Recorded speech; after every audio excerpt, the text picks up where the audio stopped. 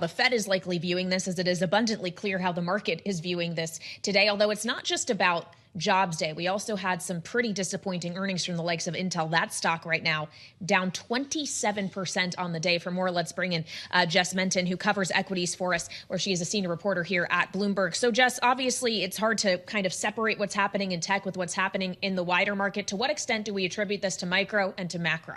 Well, that's a great point, Kaylee, because obviously what we were just talking about here with Mike McKee, and especially the trend when it comes to data points like this, that's what traders always want to say. And actually going into the Fed decision from Fed Chair Jerome Powell and what he was going to signal on Wednesday, a lot of them were expecting a potentially sell the news type moment. We did get a huge rally that afternoon, but since then, of course, a lot of people want to point to some of these data points like the manufacturing data yesterday and of course the jobs report this morning.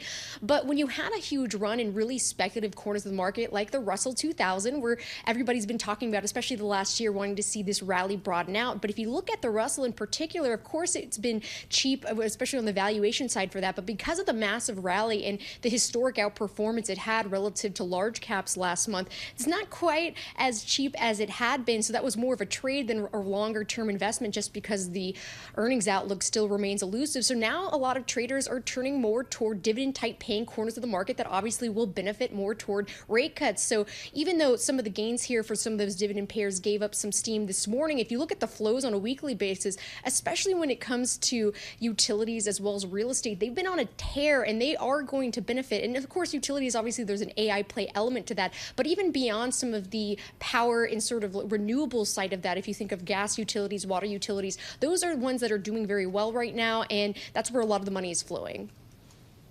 You know, I'm really glad that you brought up the IWM in this case, Jess. There have been so many people talking about a rotation over the past couple of weeks, and the Tom Lees of the world have been piling money into small caps, waiting for the moment that the Fed starts to cut. It's down 3.5% again today on top of recent losses, knowing that something like half the components of the index don't make money. Is that trade actually over? That's right, because a lot of that comes down to the amount of zombie companies that are in the Russell 2000. It's a little bit different if you look at the S&P 600 that obviously holds small cap companies. Those tend to generate better earnings growth. But our own GMA, Gina Martin Adams, follows, as well as Mike Casper, obviously the small cap story very closely here. And a lot of that has to do with the revenue outlook moving forward, and especially not just large cap in the midst of earnings season, but also small caps as well. But the issue there is when you have companies like Super Micro that were formerly small cap stocks that get very big, as well as MicroStrategy, and they graduate from that index and move over to other indexes like in the Russell 1000,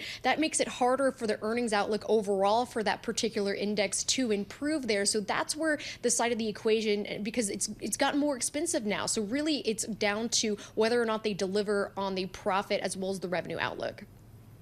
We'll keep eyes on it with your help, Jess Menton. We do appreciate it. Bloomberg senior equities reporter with us on a tough day here on Wall Street, this jobs day that we'll keep talking about throughout the hour here, along with politics.